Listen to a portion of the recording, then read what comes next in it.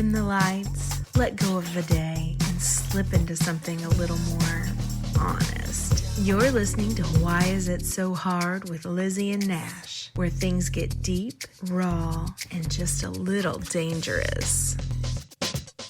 Okay, disclaimer first, because some of you absolute legends are going to forget this and still hit us with dramatic emails anyway.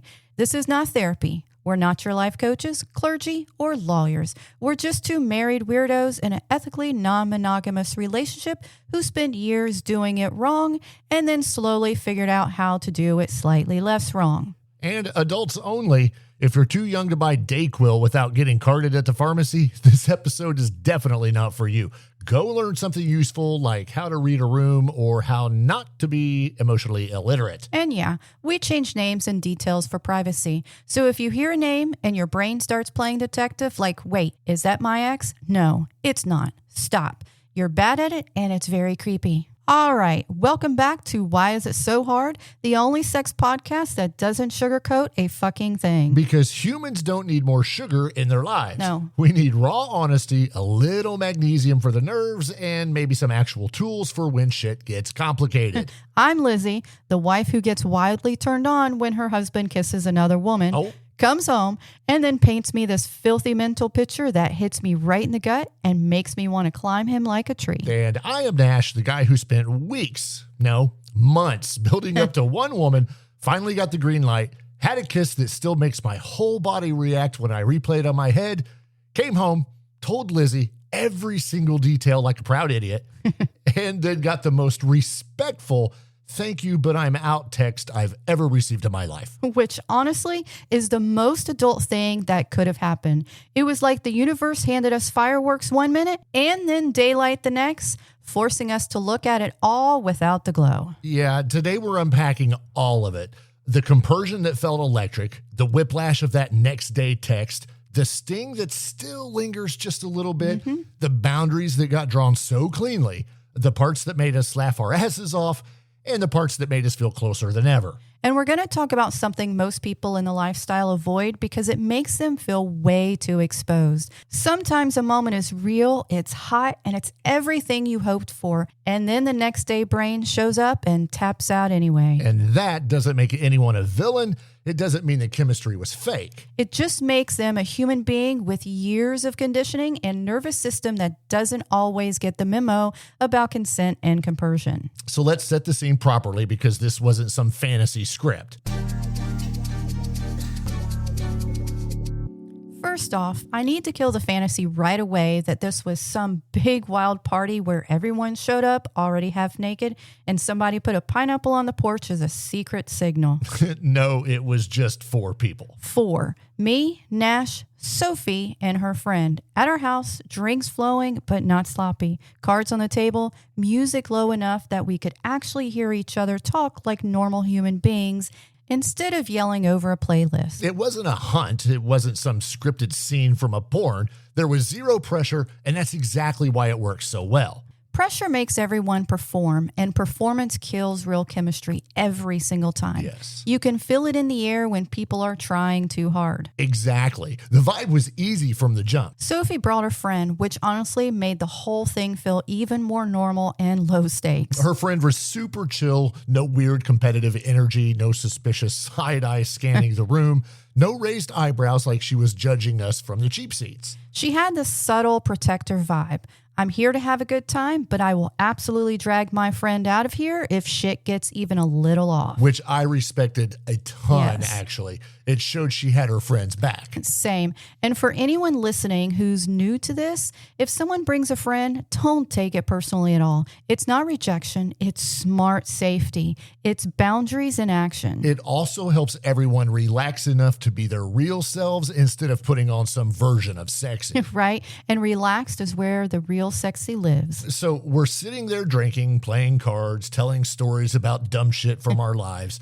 I'd been texting with Sophie for a couple months before this. It's been probably closer to a year. Yeah. Nothing heavy, just enough flirty back and forth to build a little spark without forcing it. And that spark was there, not in some corny Hallmark love at first sight way. It was more like we actually like each other's brains and the way we think about things. Yeah, she's hot, she's feisty, Yes. she's witty as hell, confident without trying too hard. The kind of person who doesn't perform for attention, which makes you lean in even harder to catch what she's saying. And that's totally your type. Yeah. You love a woman who can roast you right to your face and somehow make it cute at the same time. Guilty as charged.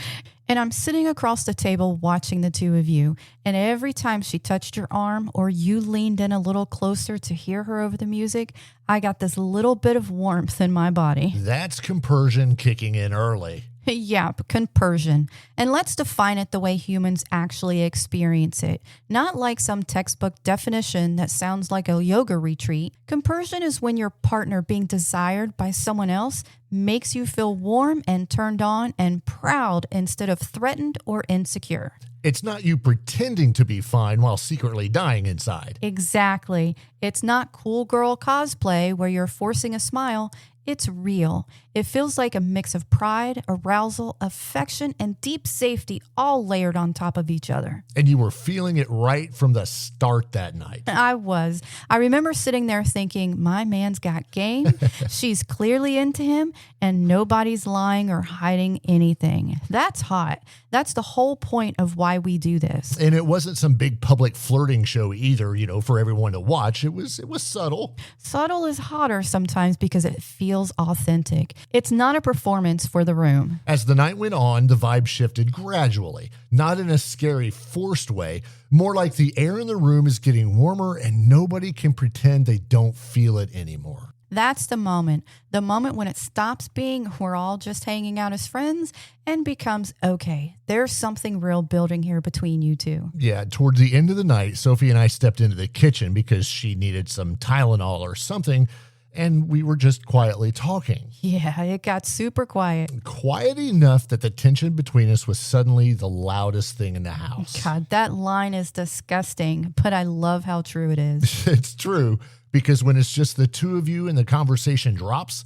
the chemistry stops hiding behind small talk and just kind of takes over. And then you did the thing you always do that I respect so much. You didn't assume, you asked. Yeah, I looked at her and said, "Can I kiss you?" Thank you, because consent isn't just polite, it's foreplay, it's confidence. It's what turns a moment from questionable to scorching hot. And for anyone out there who thinks asking ruins the mood, No. fuck off. You are dead wrong. Asking makes it sharper because it turns the whole thing into a clear, enthusiastic choice. A kiss that's chosen hits so much different than one that's just taken. Yeah, exactly. And because of that, she smiled a little bit of a little half smile, like she was trying not to look too excited, bit her lip, and just said yes. God, I can picture it. So we kissed right there in the kitchen, soft at first, like we were both kind of testing the waters to see if it was real. Then it wasn't soft anymore. Yeah, then it wasn't.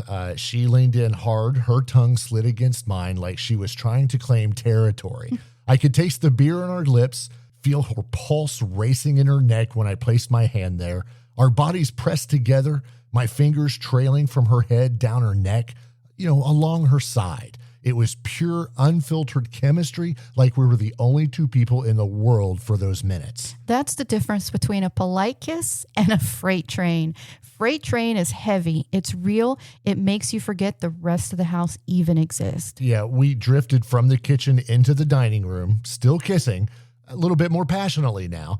And I swear I saw fireworks behind my eyes. Her smell, her warmth, the way she melted into it, it was absolutely intoxicating. I wasn't in the room, but I felt the shift in the energy of the house. You always say that, Yes, and I I do. still don't know if it's witchcraft or just some superhuman awareness. It's not witchcraft, maybe. It's awareness. Lies. When you're sharing a space with people and the vibe changes that dramatically, you feel it. The air gets thicker like static electricity. Yeah, we didn't go any further, though, than just the kissing that night. And I want to be really clear about that. It wasn't because he was being a noble saint or holding back out of some weird purity thing. It was because the context wasn't push. The context was keep this safe and real for everyone involved. Exactly. It was hot as hell, but it was also deeply respectful. Heat plus respect is the whole game in this lifestyle. Then she and her friend left. And you came back into the den with this stupid, goofy grin on your face. Was it really that stupid looking? Yes, it was. It was like I had just won the biggest carnival prize of my life. Exactly. And then I did the second thing that makes this whole lifestyle actually work instead of blowing up. You told me everything. No holding back. This is the part that people who aren't in it will never fully get. The debrief is half the magic of the whole experience. I sat down with you right away and just let it all spill out. The vibe in the kitchen, the building tension, how she reacted to every touch, what it felt like when it went from soft to a little bit more intense. And you didn't hide a single detail. Because there was no guilt attached to it. It wasn't some secret I was carrying. Exactly. Secrecy poisons everything in non-monogamy. Desire doesn't. Honesty is what makes the whole thing safe enough to actually be hot. Yeah, and you were firing questions at me left and freaking right. Filthy ones. Yeah. I was like a detective who wanted the full director's cut. Did she pull you in closer? Did she make any little sounds? Did she taste like the beer she was drinking? How hard were you getting? How long did that kiss actually last? Yeah, you wanted to live it through my words. Because I did. That's what compersion is for me. It's not go do whatever and don't tell me a thing. It's bring me the truth. Let me in on every second so I can feel it with you. Yeah, you lit up like a Christmas tree the whole time. Like my body was screaming, yes, this is what honesty feels like. This is what safety feels like. This is what desire feels like when it's not wrapped in shame or lies. Yeah, we talked for a very long time that night, going over every detail, laughing at the little things, feeling that closeness build. And I want to spend a minute on this because people get so stupid about it. Compersion isn't just some sexual thrill. It's emotional intimacy on a whole other level. It's you trusting me enough to share a real, raw experience. It's me receiving it without punishing you or making it about my insecurities. It was intimate as hell, closer than a lot of vanilla couples ever get. Now, let's talk myths because people cling to these like security blankets more than they cling to reality. Yeah. All right, myth 1. If you aren't jealous, you don't really care about your partner. Absolutely bullshit. Jealousy isn't love. Jealousy is fear dressed up in romantic clothing. It's your nervous system freaking out about loss, not some noble proof of devotion. And before I get into myth 2, you probably hear our dog barking in the background. Anyway, myth 2, if you're turned on by your partner being with someone else, your relationship must be broken or lacking something. Also total fucking bullshit. In a lot of cases, it means your relationship is strong enough to hold truth without spiraling into drama. All right, myth 3. Compersion means you never feel any insecurity at all. No way. Compersion doesn't delete normal human feelings. It just means joy and arousal are accessible at the same time as those feelings. Yeah, and if anyone listening is sitting here thinking, must be nice for you two, listen up, fuckers, because this is important. Compersion isn't some magical personality trait you're born with. It grows when you build real trust, clear boundaries, and brutal honesty over time. And when you stop treating jealousy like it's the ultimate proof of love. Yeah, after we talked that night, we felt that deep closeness, but we were both absolutely wrecked from the late night. Yeah. It was 5 a.m. by the time we finally crashed. We were spent, eyes burning, bodies done. Done. No physical reconnection that night. The talk was the reconnection. The honesty was the high. I fell asleep feeling satisfied, not just physically from earlier in the day, emotionally. Like we did this right. We handled a hot moment with integrity. My mind was buzzing, but my body was tapped out. And then the morning happened. Next morning, my phone buzzes, and it's Sophie. This part still makes me laugh. Not at her, but at the sheer whiplash of it all. Because that kiss had freight train energy, full throttle. And the text was adult, kind, and pretty much clear as day. Read it in pieces because that's exactly how it landed for us. All right. I'm paraphrasing and quoting only the core lines to, keep privacy and all that stuff. Good call. Okay. First line. I had a really great time last night. Normal, warm, solid start. Then the kiss was good. The kiss was good. That line alone made me grin like an idiot. Like, yes, babe, your mouth is a problem, and she felt every second of it. Well, hell. All right. Then she says, but I don't think I want it to happen again. Freight train to a polite station stop. Then nothing was wrong. I'm not judging you. That part matters so much. She didn't make it moral or about us being bad people. Then she owns the real reason. I've been on edge about it since. I think it's because you're married. That's the whole story in one sentence. Not you're gross, not your wife is weird, just my brain doesn't like this even though my body was all in. Yeah, then she adds, I really like you both and I'd love to hang out again as friends. That's class. That's someone trying to preserve the friendship and the respect. Then the clear boundary. I just can't go further than a hug. Hugs only. After a kiss like that, it's wild and also kind of beautiful because she listened to herself instead of forcing it. And then a second message clarifying, this isn't judgment, this is me. My head doesn't feel right about pursuing someone who's already in a relationship. That second text was so considerate, like she didn't want you sitting there second guessing if you had done something wrong. Yeah, exactly. And my reaction was two things at once. Ego sting and respect. Yeah, because the kiss felt so real. Because it was. It was real.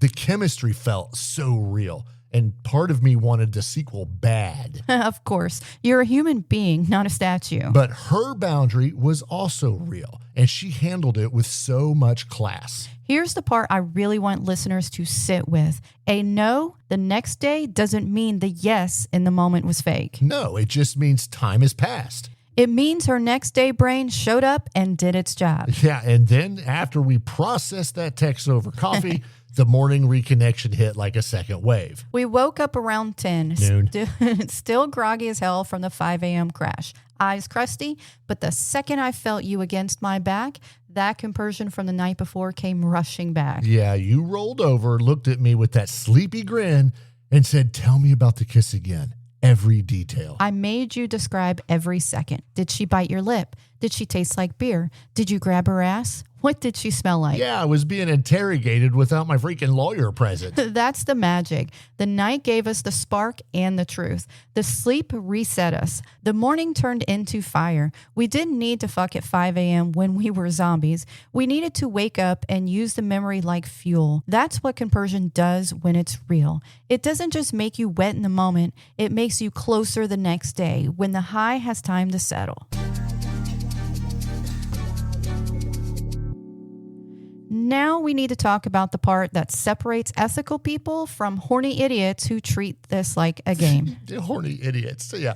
People are not trophies. They're not collectibles. Exactly. And when someone shares even just a kiss with you, you have a real responsibility not to turn them into a punchline or a story that makes you look cool. Yeah, we were laughing at the whiplash of life, not at her. Because what she did was brave as hell. Yeah. She tried something new. She liked it in the moment. Then she listened to her own feelings and said no. That's self-respect. And how you respond to that matters more than you think. Because if you respond like a wounded baby or a complete asshole, you teach people that honesty is dangerous and they should ghost you next time. Yeah, so I responded clean, short, and respectful. Basically, thank you for being honest. I totally understand. No pressure at all. We had a great time. Friendship is welcome. We respect your boundary completely. No bargaining. No, are you sure?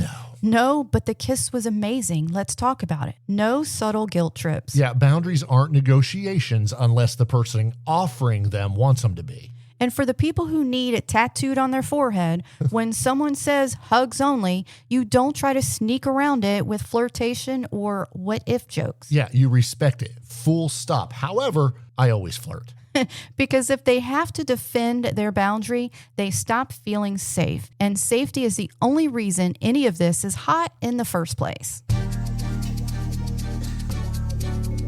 So, What changed for her? Nothing changed in the moment. Time just passed. In the heat of it, chemistry is loud, the vibe is warm, consent is clear, and your body is 100% driving the bus. Then you wake up in the daylight, maybe with a little hangover, and your brain clocks in like an unpaid manager. Hello, society exists. Consequences exist. Stories about married people exist. What the hell did we do last night? And a lot of people carry deep programming that says married equals off limits, even when the wife is right there cheering it on.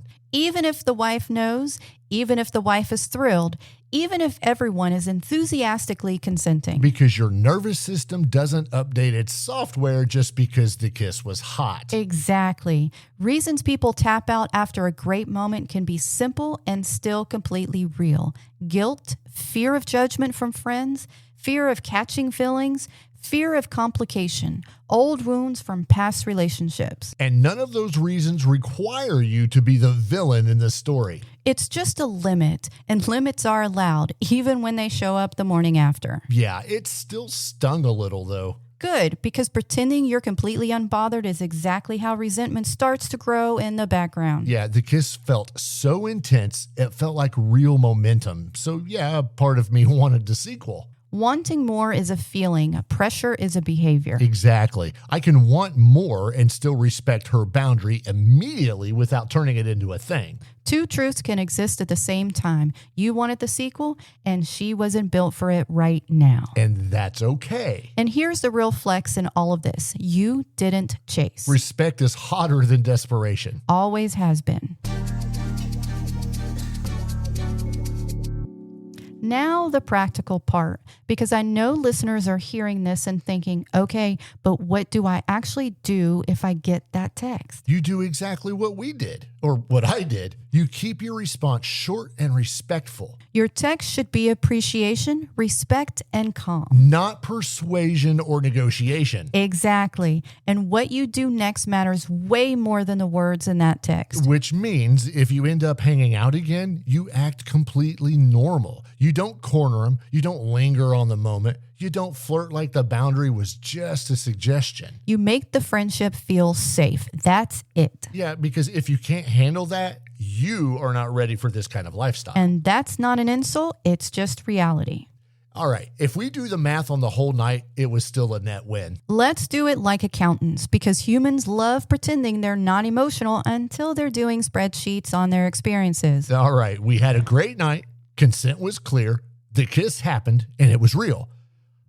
I came back to the den, shared every detail. You felt real compersion. We reconnected through the talk. Then we got a clean boundary instead of some ghosting mess. No limbo, no confusion, no dragging it out for weeks. And we learned something real about ourselves and about how other people experience this stuff. Which brings us to the next layer. How to spot next day panic early. How to prevent accidental pressure. How to keep your own connection strong when the outside connection doesn't continue. Because that's the part most people don't know how to do. And it's the part that separates the solid couples from the messy ones. So here's something we need to separate out because people lump it all together and then wonder why they feel like shit. There are two different outcomes after a hot moment, the polite tap out and the soft ghost. We got the polite tap out.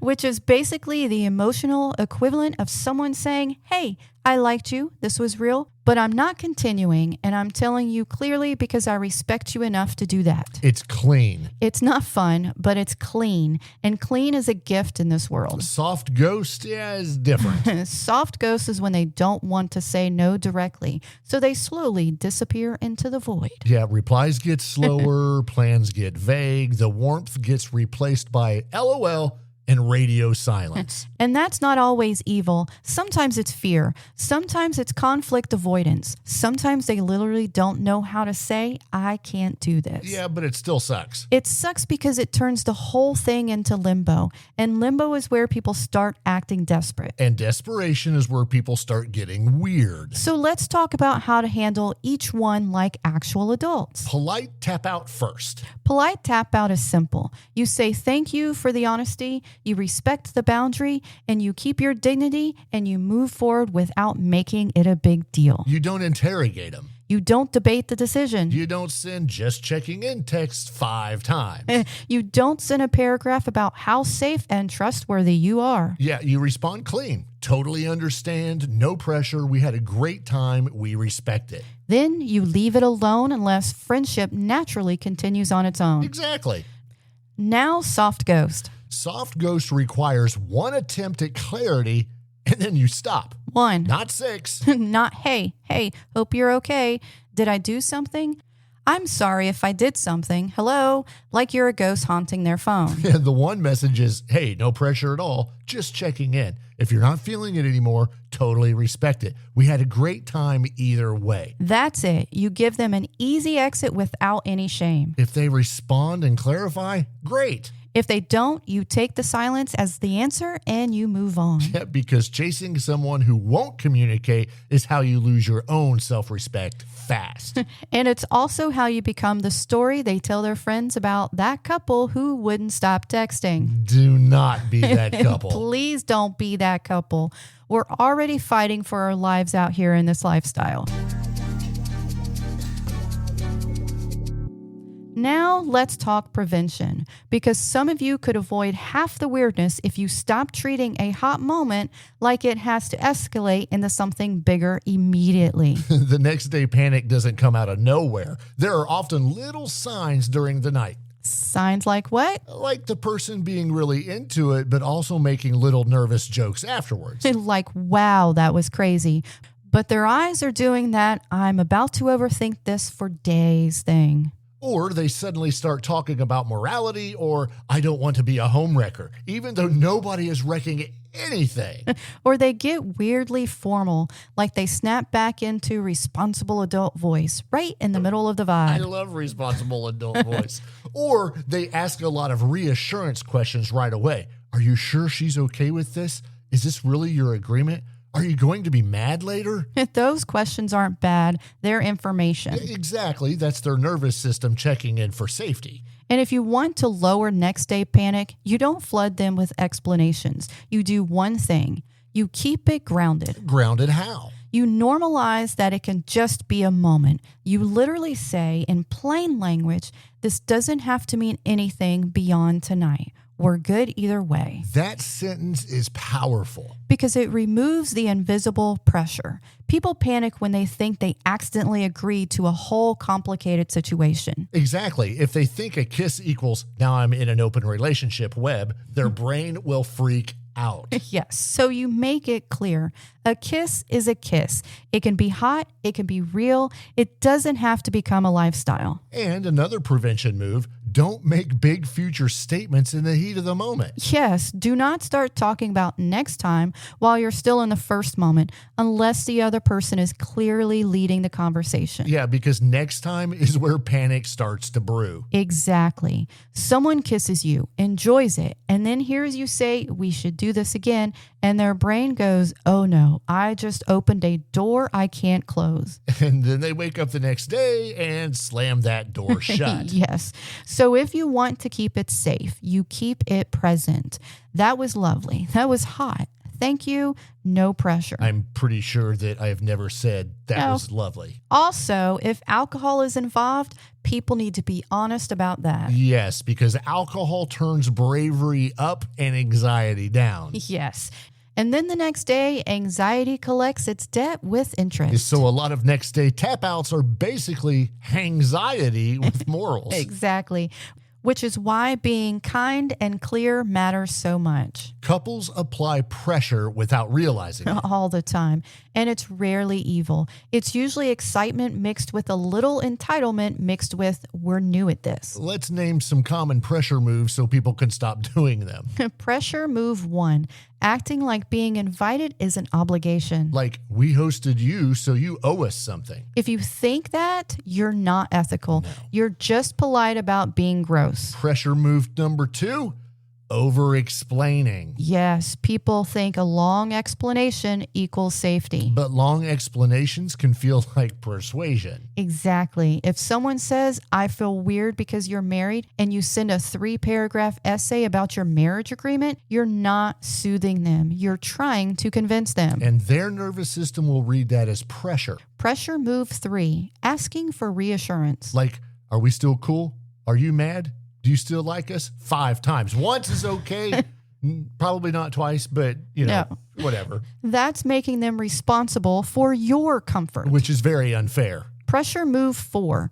We're not like other couples. That line is cursed. Oh, it's cult energy. Don't do it. Pressure move number 5, making jokes that test the boundary. Like hug only? What about a long hug? Shut the fuck up. Exactly. Humor can be a pressure weapon. If the joke is secretly a request, it is not a joke. Yeah, pressure move number 6, turning no into a performance of sadness. The wounded puppy routine. It's fine. I'm fine. I just feel so unwanted. Fucking stop. It's okay to feel disappointed. It's not okay to weaponize it. Because then the other person feels like they hurt you by being honest. And that teaches them to ghost next time instead of communicating. Exactly. So how do you stop applying pressure? You choose calm. Calm is the vibe. You respond clean. You don't chase. You don't test. You don't bargain. You treat the person like a person, and you let the moment be complete without demanding it become more. Now we should talk about the inside part, because the outside connection didn't continue, but we still had to navigate what it stirred up in us. Which is the real work, honestly. Exactly. People obsess over the third person like that's the whole story. But the actual story is what happens between you two after. For us, it was pretty straightforward. Because we talk. We talk and we don't punish each other for feelings. Right? We don't do the you're wrong for feeling that thing. So when you laughed at the text, it wasn't cruelty. It was you laughing at the whiplash. Exactly, because it was wild. Freight train kiss and then hugs only. That's objectively funny in an adult way. And when I felt the sting, I said it. And I didn't shame you. Because it's normal to want more after chemistry like that. The key is you didn't turn that sting into pressure on her. And you didn't turn it into distance with me. Exactly. And this is where a lot of couples blow it. Yeah. They take disappointment and they leak it into their relationships like poison. Yeah, they get snippy. Or they withdraw. Or they start subtly blaming each other. Like maybe if you hadn't been so into it, or maybe if you hadn't asked, or maybe if you were cooler. Oh, that's fucked up. That's how you turn one outside moment into inside damage. So what did we do instead? Well, we framed it correctly. Yes, we framed it as this was a hot human moment. She set a clean boundary. That boundary is allowed and we're still solid. And then we focused on what was actually true. The experience brought us closer. It did. The debrief was intimate. The compersion was real. It reminded us how much honesty turns us on. Yeah, and it reminded us that we're not so fragile. Not fragile, but also not robots. We felt it. We just handled it. We should revisit the what ifs for a second, but keep it in the lane. Yes, because the what ifs are real and pretending they aren't is fake. Yeah, the what ifs aren't about disrespecting her boundary. They're about acknowledging the chemistry we felt. Right? Chemistry doesn't evaporate just because the answer is no. So for us, the what if was basically if she had wanted more, we would have gone slow and intentional. More connection before escalation. More check-ins without making it weird. More, are you still good without sounding like a teacher? Exactly. And we would have centered her comfort, not our excitement. Because that's the difference between ethical and gross. Ethical people don't treat desire like entitlement. But again, that's fantasy. Reality was she didn't want more. So fantasy stays fantasy. And the fact that we can hold fantasy without forcing reality is part of why we're solid. Exactly. Adults can want things without demanding them. Now, let's talk about what happens if you actually do stay friends, because Hugs only doesn't automatically mean never speak again. It can mean I like you, but I'm not doing physical intimacy. So what does friendship look like without weirdness? It looks like a normal friendship. What?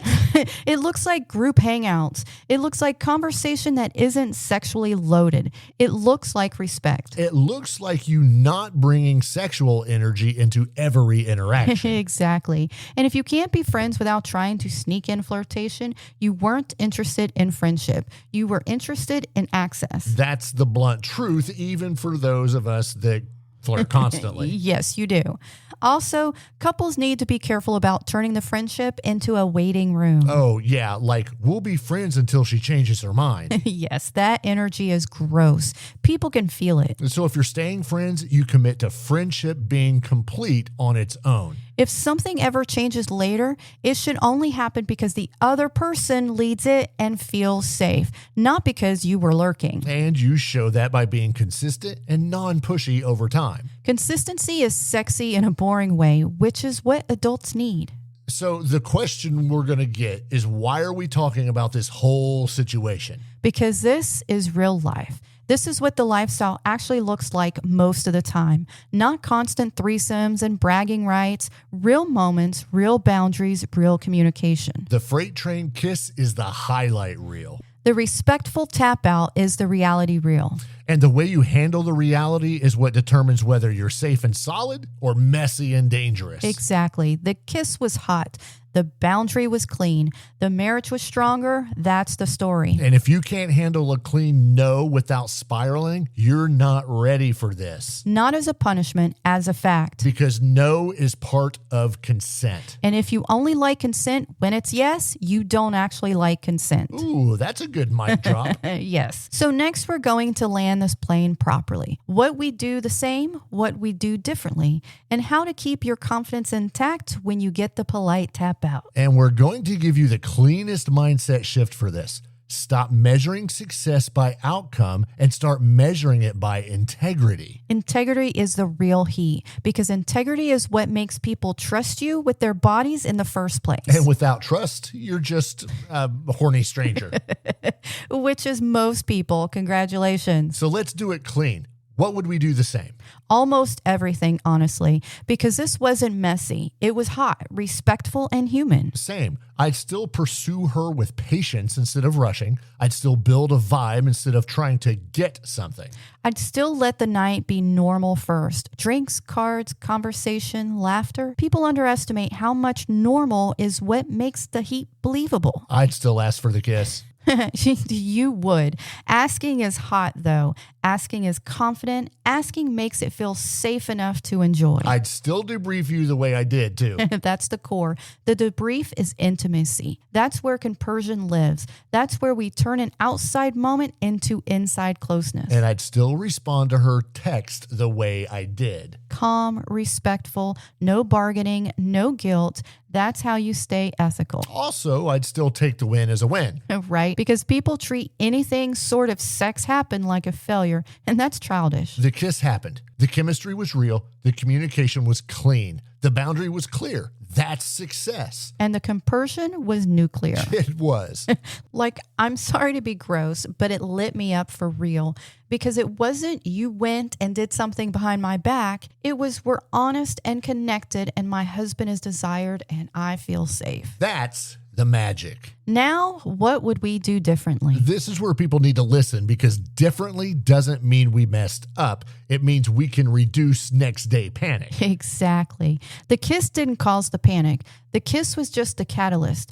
But there were small things that can lower the temperature of someone's overthinking. First tweak, night of framing. Yes. If you feel chemistry and something happens, you can casually say something like, this doesn't have to mean anything beyond tonight. No pressure. We're good either way. That sentence is basically anxiety repellent. Because it tells their nervous system you didn't sign up for a complicated future. Second tweak, avoid accidental next time talk. This one matters. People say we should do this again because they're excited, but it can land like pressure. Even if you mean it sweetly. Especially if alcohol is involved, because the next day their brain hears again and interprets it like obligation. So you keep it present. That was hot. Thank you. I'm glad we shared that. Third tweak, check the alcohol factor with respect. Yeah, not a weird, are you drunk way, but in a grounded way. If the vibe is drinky, you keep the pace slower. And yes, drinky is a word. Yes, it is. And you don't interpret boldness as permanent confidence. Because boldness at 11 p.m. can become panic at 10 a.m. Anxiety is real. It shows up with a clipboard and a moral compass, and it ruins everyone's breakfast. All right, fourth tweak, aftercare language that's not heavy. Like if a moment happens, you can send a simple text the next day that's not pushing, just grounding. Something like, last night was fun. No pressure about anything. Hope you feel good today. That's it. You're not asking for anything. You're not fishing. You're just reinforcing safety. Okay. Fifth tweak, if someone asks reassurance questions, you answer simply instead of writing a freaking paragraph. Yes. Yes, she's aware. Yes, this is our agreement. No pressure. Done. Over-explaining can feel like persuasion. And persuasion is what triggers people's I need to escape alarm. Sixth tweak, don't center yourself in their discomfort. Meaning, if they feel weird after, you don't go, oh my God, did I ruin you? Are you mad? Do you hate us? That makes it about your anxiety. You keep it steady. Totally respect you. You're safe with us. And then you let them breathe. All right, now let's talk about confidence because polite tap outs will test your ego. And a lot of people confuse ego bruising with actual harm. Exactly. There's a difference between I'm embarrassed and I'm unsafe. We weren't unsafe. We were just disappointed. Disappointed is allowed. Disappointed is normal. The problem is when people take disappointment and make it mean. I'm not desirable. I'm not good enough. I'm creepy. I'm a failure. That's you turning someone else's boundary into a verdict on your worth. And that's not fair to you or them. Because her boundary wasn't about my kissing ability. She literally said the kiss was good. True. So the boundary wasn't your bad. The boundary was my brain can't carry this. Which means the confidence move is to separate chemistry from capacity. Yes, someone can feel chemistry with you and still not have the capacity for the situation. Those can be true at the same time. So if you want to stay confident, you need a new success metric. Integrity. Exactly. Did I show up honest? Did I ask consent? Did I respect boundaries? Did I communicate cleanly? Did I keep my dignity? That's success. Outcome is not the only scoreboard. And if outcome is your only scoreboard, you'll always feel unstable because you can't control other people. You can only control your behavior. And when you control your behavior well, you stay safe, you stay attractive, and you stay grounded. Also, you don't poison your relationship with your disappointment. Yeah, that's huge. Because if you get a polite tap out and then you come home sulking and distant, you're basically punishing your partner for what? Being supportive? Exactly. It's fucking backwards. So the confidence play is feel the sting, name it, and then bring the connection back home instead of leaking it into resentment. Now I want to stay on compersion for a minute because people either romanticize it or they don't believe it's real. They think it's either fake or it's effortless. It's neither. It's real and it's built. And for you, that night was pure compersion. It was. And I want to explain why it was so intense for me because listeners assume it's just voyeur kink or something. It's not only that. What was it then? It was the combination of you being desired and me being safe. Those together create heat. Safety is the key. Yes, because if you're not safe, you can't feel turned on. You feel threatened. You start comparing. You start guarding. You start performing. So how does someone build compersion if they don't feel it naturally? You start by building honesty and boundaries before they chase experiences. Okay, meaning? Meaning, if you haven't built the skills to talk about jealousy, you should not be outsourcing your growth to a third person's body. That's a bar. It's the truth. If you can't talk through discomfort with your partner, bringing in someone else is not going to magically fix you. It's just going to expose you. And some people need that exposure. Sure, but don't hurt others while you learn. So if someone listening is like, I want compersion, but I don't feel it, what do? They start with truth. I want to try this, but I'm scared. They build agreements they actually understand. They go slow. They debrief. They don't pretend. And they stop shaming themselves for normal emotion. Feeling jealousy doesn't make you broken. It makes you human. Lying about it makes you dangerous. That's the real distinction. All right, you called it tuition earlier, and I think it's the best word. Because that's what it is. You learn through experience. You pay in discomfort sometimes. And this situation was tuition without trauma. Yes, that's the perfect way to say it. You learn something without getting dragged through hell. We learned that not everyone is built for this, even if they're attracted. We learned that next day brain is real, and it doesn't mean the moment was fake. We learned that clean boundaries are a gift. And we learned that our marriage is turned on by truth. Which is honestly the whole point of why we do this. Exactly. This lifestyle isn't about collecting bodies. It's about living the truth and letting desire exist without lies. That's why the story still feels good. Because nobody got used. Nobody got manipulated. Nobody got pressured. And even though it didn't continue, it still fed the marriage. That's a win. All right, if this type of situation happens to you, here's the straight shot. 1, don't treat a polite tap out like a humiliation ritual. 2, thank them for honesty and respect it immediately. 3, don't bargain, don't test, don't sneak flirtation. 4, if you stay friends, commit to real friendship, not a waiting room. Number 5, take the heat home and reconnect with your partner instead of sulking. 6, measure success by integrity, not by outcome. The big 7, don't make the third person responsible for your ego. And 8, remember that consent is ongoing and no doesn't erase the yes that happened. That's it. Not a sermon, just facts. So the final verdict on our freight train kiss story? The kiss was real. The chemistry was real. The compersion was real. The boundary was real. And the way it ended didn't ruin the way it happened. No.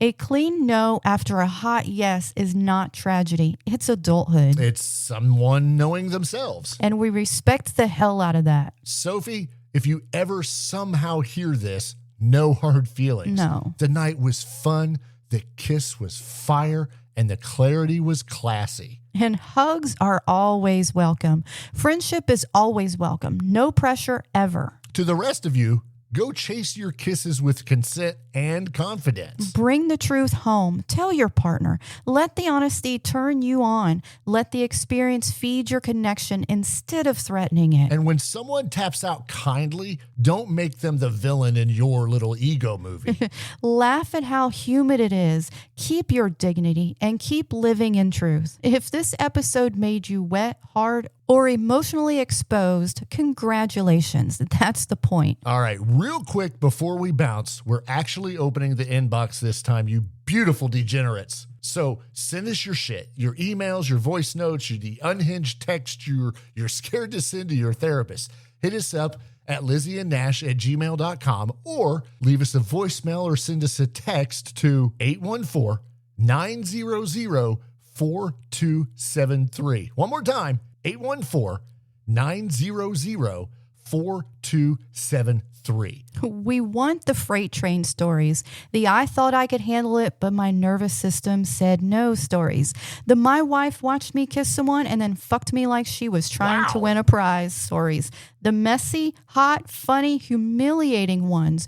Might even read the best ones on the show. No promises, but if it makes us laugh or gets me hard, it's going on the air. Just remember the rules. Keep it real. No therapy request. No moral lectures. And don't be a creep. We're not your counselors. We're the couple that just told you about the kiss that hit like a freight train and still ended in hugs only. So fuck around and send it. We'll catch you guys next time. Love you. Stay honest. Stay horny.